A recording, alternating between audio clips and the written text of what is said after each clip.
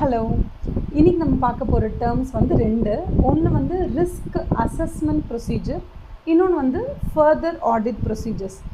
Risk assessment procedure அப்படிங்கிறது வந்து ஒரு கிளைண்ட்டை நம்ம அக்செப்ட் பண்ணிட்டதுக்கு அப்புறமா அவங்கள பற்றி இன்டெப்த்தாக தெரிஞ்சுக்க ட்ரை பண்ணுறது. It can be compared to நம்ம லைஃப்லேயே வந்து நமக்கு வந்து என்கேஜ்மெண்ட் ஆகிடுச்சு, நமக்கு கல்யாணம் ஆக போகுது, நடுவில் ஒரு 3-4 months கேப் இருக்குது. இந்த டைமில் நம்ம என்ன பண்ணுவோன்னா, நம்ம செலக்ட் பண்ண க்ரூமை இல்லை செலக்ட் பண்ண ப்ரைடை பற்றி இன்னும் கொஞ்சம் நல்லா தெரிஞ்சுப்போம். ஸோ இதுக்கும் ப்ரிலிமினரி லெவலுக்கும் டிஃப்ரென்ஸ் இருக்குது. ஃபார் எக்ஸாம்பிள், நீங்கள் நிறைய மேட்ரிமோனியில் நிறைய ப்ரொஃபைல் பார்த்துட்டு உங்களுக்கு எது கம்ஃபர்டபுளாக இருக்கோ, உங்களுக்கு எது பிடிச்சிருக்கோ அந்த ப்ரொஃபைலை சூஸ் பண்ணுறீங்கள, அந்த மாதிரி தான் ஒரு ஆடிட் என்கேஜ்மெண்ட்டில் ஒரு ஆடிட்டர் தனக்கு வர ஆஃபர்ஸ்லேருந்து எந்த ஆஃபர்லாம் அவருக்கு எத்திக்கலாக இன்டெகிரிட்டி உள்ள மேனேஜ்மெண்ட்டாக தெரியுதோ அதை மட்டும் தான் சூஸே பண்ணுவாங்க.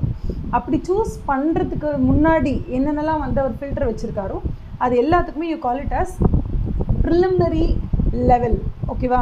அந்த ப்ரிலிமினரி லெவலே நிறைய ஃபில்டர் ப்ராசஸ்லாம் போட்டு இந்த கிளைண்ட் ஓகேவா, இந்த மேனேஜ்மெண்ட்டை நம்மளால் சமாளிக்க முடியுமா, இவங்களோட ஆட்டிடியூட் ஓகேவா, இவங்க எப்படி இருக்காங்கன்றதை பார்த்து ஃபில்டர் பண்ணி எடுத்துருவாங்க.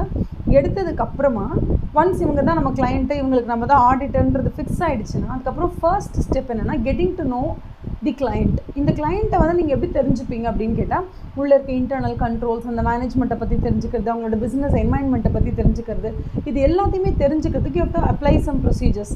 லைக் அங்கே போய் கேட்டு தெரிஞ்சுக்கலாம், இன்கொயரி பண்ணலாம், அதுக்கப்புறம் இன்ஸ்பெக்ஷன் பண்ணலாம், சில டாக்குமெண்ட்ஸ் எல்லாம் எடுத்து பார்க்கலாம். சம்டைம்ஸ் வெறுமனே நின்று அப்சர்வ் பண்ணி அவங்க என்ன பண்ணுறாங்கன்றதை இன்னும் நோட்டீஸ் பண்ணலாம்.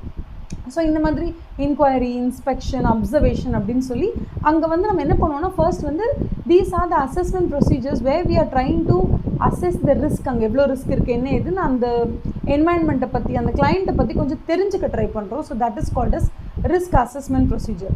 ஒன்ஸ் வந்து நமக்கு தெரிஞ்சிச்சு இதுதான் ரிஸ்க்கு, இப்படி தான் இருக்க போகுது அப்படின்னு தெரிஞ்சிருச்சுன்னா அதுக்கேற்ற மாதிரி நம்ம வந்து என்ன பண்ணுவோம்னா, ரொம்ப எலாபரேட்டாக நம்மளோட ஆடிட் ப்ரொசீஜர்ஸை பிளான் பண்ணி பெர்ஃபார்ம் பண்ணுவோம். அதுக்கு பேர் வந்து ஃபர்தர் ஆடிட் ப்ரொசீஜர்ஸ். இந்த ஃபர்தர் ஆடிட் ப்ரொசீஜர்ஸில் வந்து ரொம்ப ஸ்பெஷலான ஒரு ஐட்டம் என்னென்னா, சப்ஸ்டாண்டிவ் அனாலிட்டிக்கல் ப்ரொசீஜர்னு ஒன்று இருக்குது.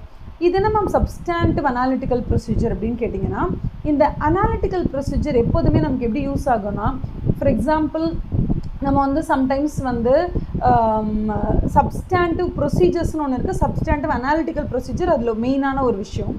சப்ஸ்டாண்டிவ் ப்ரொசீஜர்ன்றது வந்து ரொம்ப டீட்டெயில்டாக இன்டெப்த்தாக ஒவ்வொரு ட்ரான்சாக்ஷன் பை ட்ரான்சாக்ஷன் எடுத்து அதை ஆத்தரைஸ் பண்ணியிருக்காங்களா இல்லையா, எப்படி ஆத்தென்டிகேட் பண்ணியிருக்காங்க, அமௌண்ட்டு கரெக்டாக இருக்கா, சோர்ஸ் டாக்குமெண்ட் கரெக்டாக இருக்கான்னு ரொம்ப இன்டெப்த்தாக டீட்டெயில்டாக அந்த டீட்டெயில்ஸ், டெஸ்ட் ஆஃப் டீட்டெயில்ஸ் வரைக்கும் நம்ம செக் பண்ண போயிடுவோம். பட் இந்த அனாலிட்டிக்கல் ப்ரொசீஜர்ஸ் அப்படிங்கிறது வந்து ரொம்ப ஸ்பெஷலான ஒரு விஷயம். ஏன் அப்படின்னா,